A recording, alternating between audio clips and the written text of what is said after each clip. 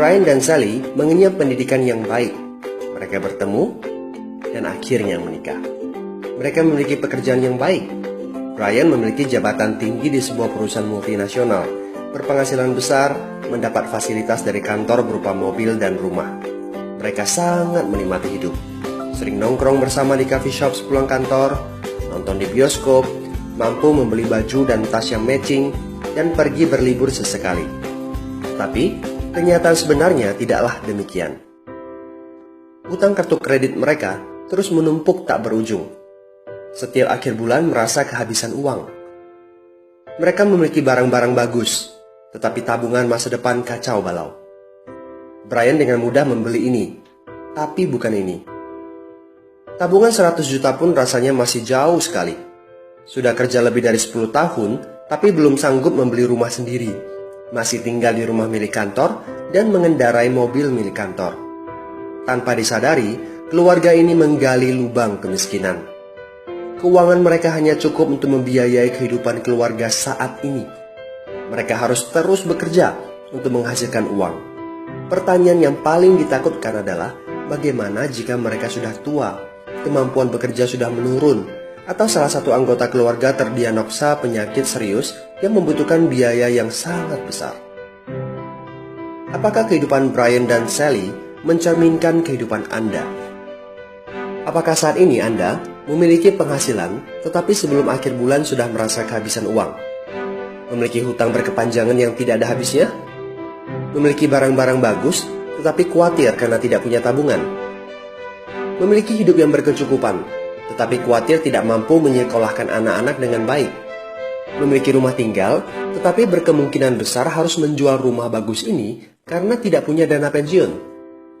Jika Anda menjawab ya pada salah satu saja pertanyaan tadi, saatnya untuk memperbaiki diri. Mau jadi seperti apa kita ini kalau ternyata kita sebetulnya hanya gaya dari luar saja? Mau hidup kropos seperti ini sampai kapan? Aha, mari kita mulai menabung. Nah, apakah menabung saja cukup? Berapa banyak yang bisa Anda sisihkan untuk ditabung setiap bulan? Mari kita ambil contoh. Anda berencana untuk memiliki rumah dan mobil. Katakanlah harga rumah 600 juta dan harga mobil 200 juta.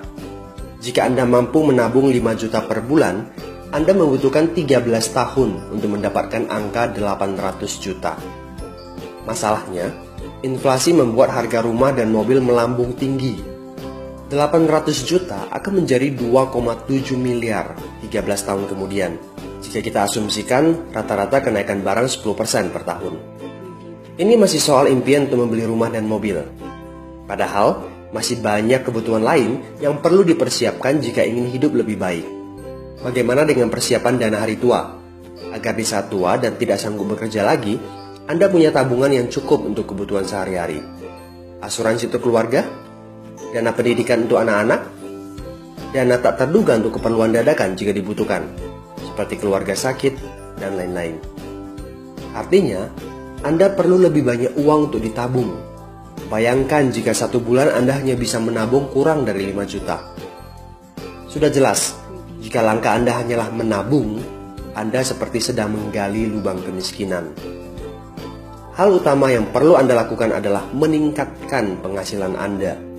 Anda mungkin bertanya bagaimana saya bisa melakukan itu dengan segala kesibukan yang saya miliki sekarang. Apakah saya bisa tetap mencari income tambahan di luar sana tanpa mengganggu pekerjaan utama saya? Seandainya bisa, apa yang bisa saya kerjakan saat ini? Nah, langkah pertama yang perlu Anda lakukan saat ini adalah menghubungi teman yang menunjukkan video ini kepada Anda. Dia punya akses untuk jawaban dari pertanyaan Anda. Informasi, itu yang Anda butuhkan saat ini. Terbukalah, seperti parasut, pikiran hanya dapat bekerja saat terbuka. So, segera hubungi teman Anda dan dapatkan video informasi berikutnya.